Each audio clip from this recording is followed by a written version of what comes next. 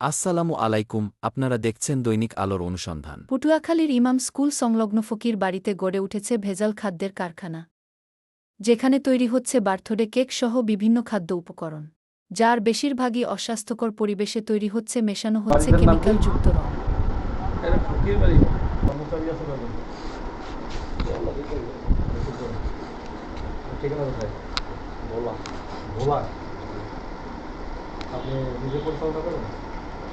না আছে কারিগরি সব পরিচালনা করে দেন? নাম কি না?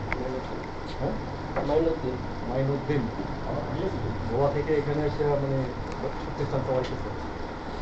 উনি আসে কিবার? এবার আসে অনেক বেড়াইতে গেছে ভাই। বেড়াইতে গেছে, মানে এখানেই গ্রামে বাড়িতে এখানেই থাকে।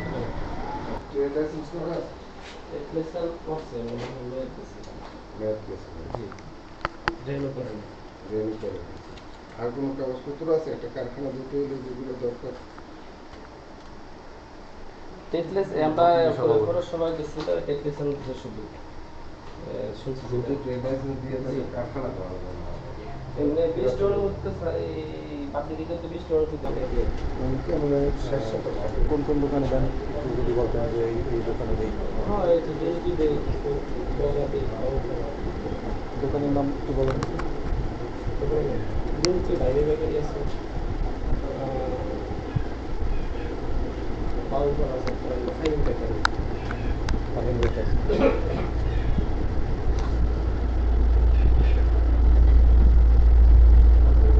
এখানে এটা পরিচালনা করেন কত দিন যাবত? বেশি দিন হয় না হয়তো 1-1.5 বছর। 1-1.5 বছর। বিএসটিআই অনুমোদন আছে আপনাদের প্রোডাক্টের? অনুমোদন নাই। এই যে এটা ডালডা চিনি ডালডা, চিনি তেল আর কালার। কালার আছে ফুড কালার আর বিভিন্ন কালার।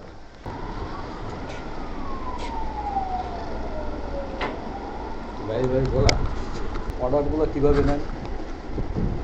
এটা আমরা দোকান আছে দোকানের থেকে অর্ডার দিই আমরা এই সব কালার কি অবস্থা! ওই যে রং করে এরকম অর্ডার এটাতে এরকম একটা ফ্যাক্টরি দিতে একবার আজকে এত নষ্ট